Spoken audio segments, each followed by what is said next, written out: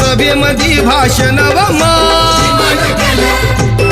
मग कुणी नाही केलं भलं व अग दिल्लीचं दालन खुलं व